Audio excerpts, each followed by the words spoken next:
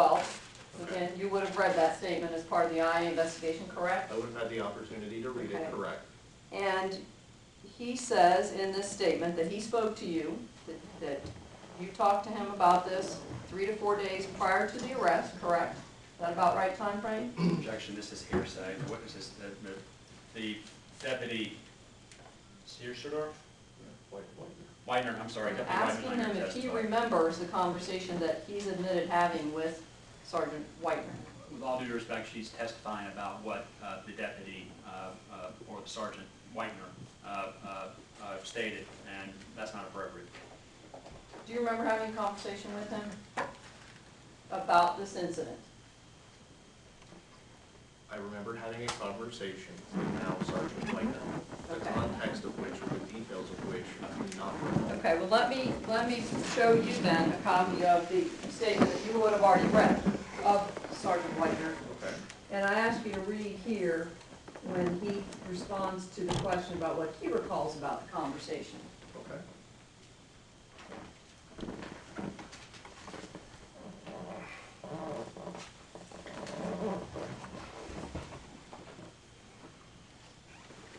And get the introduction of this testimony in the I-8 interview is hearsay, but I say that only for purposes of the record.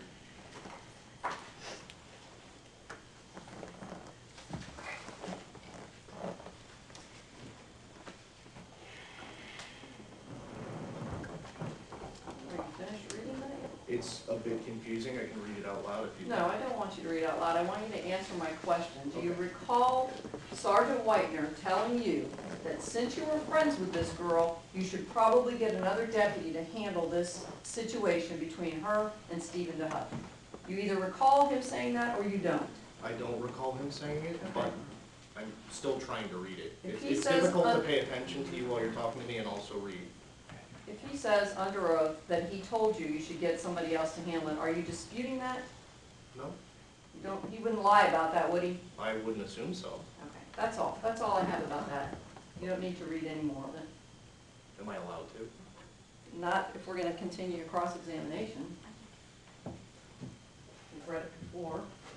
I'm not gonna ask any more questions about it at this time. With regards to the party at your house, you testified here today that essentially, correct me if I'm wrong, you were too drunk to remember or know, to recall whether or not you served alcohol to the 2 minors that were at your house, or had beer pong going on in your patrol car. Is that the gist of your testimony? You're too drunk to recall. I didn't use the term drunk, you used the term drunk, but if that's the terminology you want to use, yes, ma'am. I consumed alcohol to the point that my memory is not. You drank in excess. Yes, ma'am. You were intoxicated. Yes, ma'am. Those words preferable to you? Yes, ma'am. Okay. So your testimony is that you were too intoxicated to recall whether or not you served alcohol to minors, correct? Yes, ma'am. And you actually have said that you may have, you don't know. Correct. And you were convicted of letting minors consume alcohol in your house, weren't you?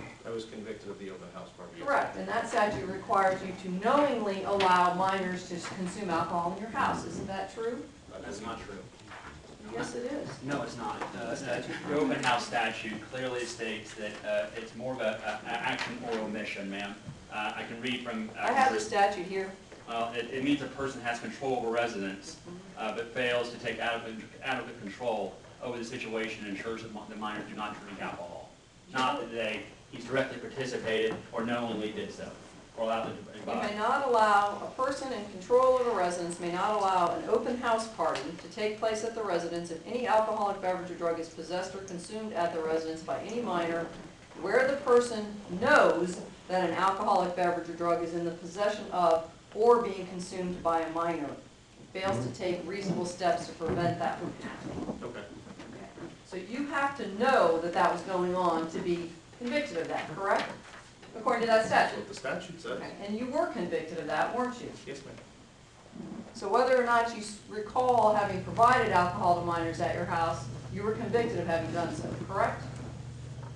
No. You were The convicted. state statute that says providing alcohol I'm to not minors. talking about that. Okay, then you need to rephrase your term. You just told me that I gave it to them, and that is not what You The entirety knowingly of the allowed statute. them to possess or consume alcohol in your home according to the charge that you were convicted of, correct? Correct. And because you were so intoxicated, you could have done that. You don't know, do you? Correct.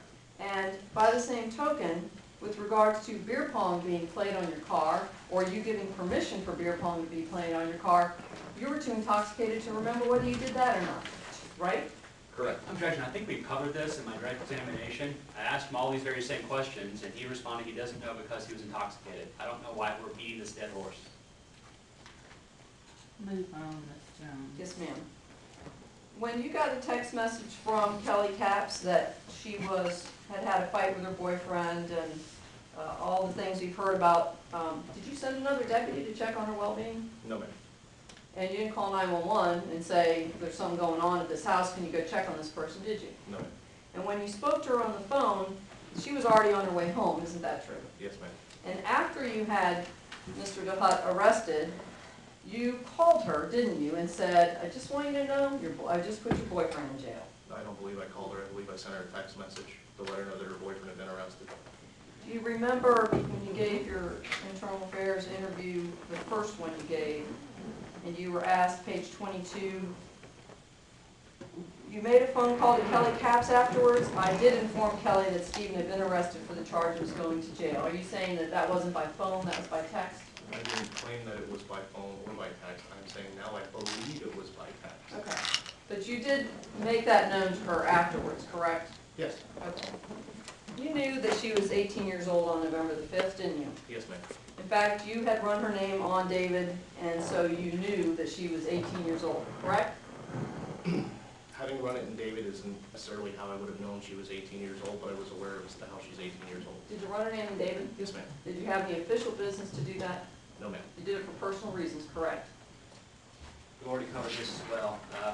She's retreading old ground. He's already admitted to David violation, texting while driving. He's admitted to the misdemeanor injuries to the department. This serves no purpose other than harass the witness. Could have just answered the question. Well, he's already answered it once. That's the problem. You knew that when you ran her name in David, that was a violation of the terms of the user agreement, didn't you? Can I get a response to my objection? She's badgering the witness, but this witness has already admitted these David violations, texting while driving, the misdemeanor injuries to the public. What's her goal here? We're not uncovering new information. It sounds slightly like badgering. I'll move on. I want to ask you something about how intoxicated you were the night of the party. I'm sorry, I forgot to ask you this before. When you sent the Facebook invitation out to the Kelly Capps, who was a minor and underage, you weren't intoxicated then, were you? When I sent out the mass Facebook message to my friends? Yeah. No. Okay. You sent it to a minor, you knew you did, I sent right? it to all of my friends. She happens to be on my friends list, so she received it. And she accepted the invitation, correct? Yes, ma'am. So you knew she was coming to the party. Yes, ma'am. And when she came to the party, you showed them around and told them help yourself, correct? That's what they stated, yes, ma'am. Okay. You don't recall.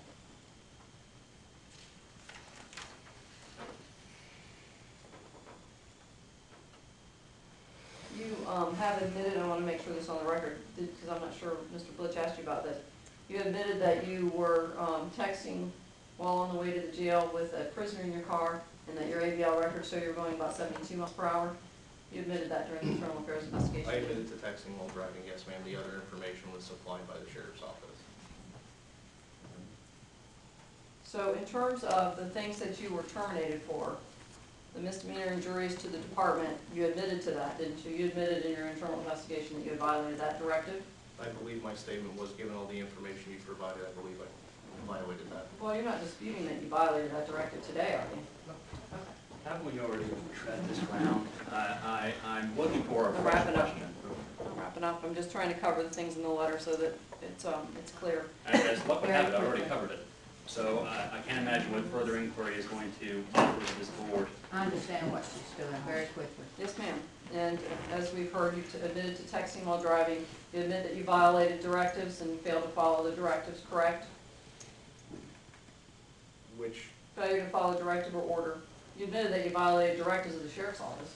yes, ma'am. It was Okay. explained to me that's a catch-all. Anytime you violate any directive, you also get that directive as a violation. And you misused the David system, you admitted to that, and I believe you admitted that during your internal investigation that your actions were reflected poorly or unfavorably on the county, isn't that correct? Yes, ma'am. I have no further questions. Anything further for you?